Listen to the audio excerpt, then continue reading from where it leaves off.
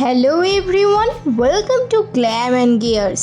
এতক্ষণে থাম্বনেল দেখে তো তোমরা নিশ্চয়ই বুঝেই গেছো যে আজকের ভিডিওটা কী নিয়ে হতে চলেছে। তোমাদের যেমনটা শর্টস ভিডিওতে বলেছিলাম যে জগদ্ধাত্রী পুজোর ভিডিও খুব তাড়াতাড়ি আসছে, তো আজকে ফাইনালি চলে এলাম আলোর শহর চন্দননগরের জগদ্ধাত্রী পুজোর ভিডিও নিয়ে। তাই অনুরোধ করলাম ভিডিওটা স্কিপ না করে পুরোটা দেখতে। তো চলো ভিডিওটা এবার স্টার্ট করি। প্রথমেই বলে রাখি, আমরা সপ্তমীর দিন চন্দননগরে গিয়েছিলাম ঠাকুর দেখতে, কিন্তু সপ্তমীর দিন কে বলবে এটা, যা ভিড় সামনে দেখো তোমরা। যতই ভিড় হোক না কেন, আসলে এই আলো দেখতেই কিন্তু চন্দননগরে আসা। দেখো কি সুন্দর লাইটের কাজ করেছে এখানে। এটা ছিল আমাদের প্যান্ডেল পরিক্রমার প্রথম প্যান্ডেল, আর এই প্যান্ডেলটি স্বামীনারায়ণ টেম্পলের আদলে বানানো হয়েছিল।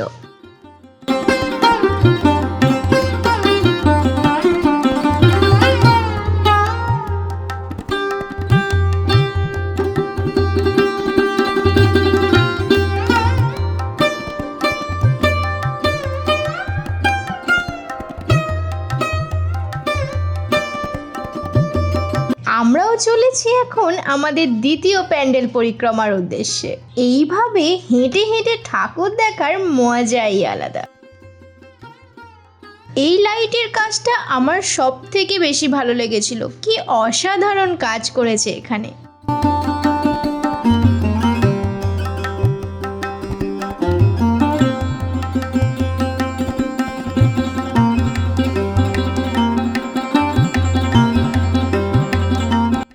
চলো এবার তোমাদের নিয়ে যাই প্যান্ডেলে। এই প্যান্ডেলের থিমটাও আমার বেশ ভালো লেগেছিল। এখানের মেন থিম ছিল যুদ্ধ করে কি করব। সত্যিই তো, আমরা যুদ্ধ করে কি করব, তার থেকে বরং আমরা সবাই মিলে একসাথে থাকি ভালোভাবে।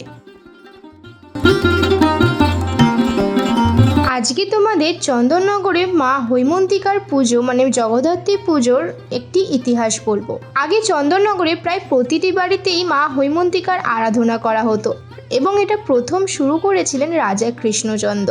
এরপর প্রত্যেক ব্যবসায়ীরাই নিজেদের বাড়িতে মা হৈমন্তিকার আরাধনা শুরু করে, এবং প্রত্যেক ব্যবসায়ীদের মধ্যেই একটি রেষারেষি শুরু হয় যে কোন বাড়িতে মা হৈমন্তিকার মূর্তি কত বড় হবে।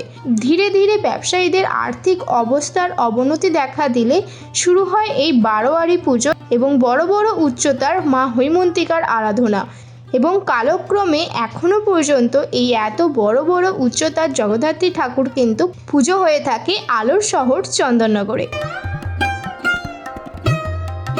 এবার তোমাদের নিয়ে যাই তৃতীয় প্যান্ডেলে। তো চলো এবার প্যান্ডেলে প্রবেশ করা যাক। এই প্যান্ডেলেও কিন্তু বেশ ভিড় ছিল, আর মাকে কত সুন্দর দেখতে।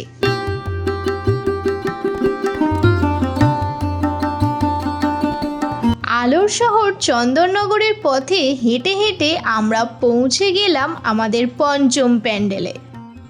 এই প্যান্ডেলের থিমটা আশা করছি তোমরা সবাই বুঝতে পারছো।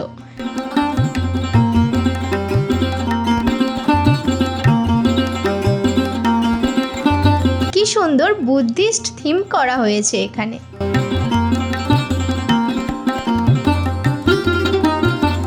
আর দেখো প্রত্যেকটা ঠাকুরের উচ্চতাই কিন্তু বেশ অনেকটাই। চলো দেখে নি আমাদের ষষ্ঠ প্যান্ডেল।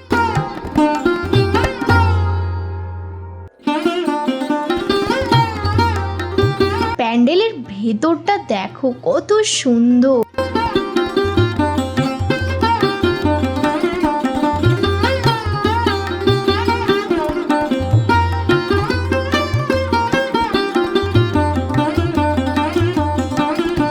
এই হচ্ছে আমাদের মা হৈমন্তিকা। চলো আবার হাঁটি হাঁটি পা পা করতে করতে আমরা পৌঁছে গেলাম আমাদের ষষ্ঠ প্যান্ডেলের দিকে। চলে এসেছি আমরা ফটকগুড়া প্যান্ডেলের সামনে। আর দেখো এন্ট্রিতেই কত সুন্দর লাইটের গেট করা হয়েছে পর পর।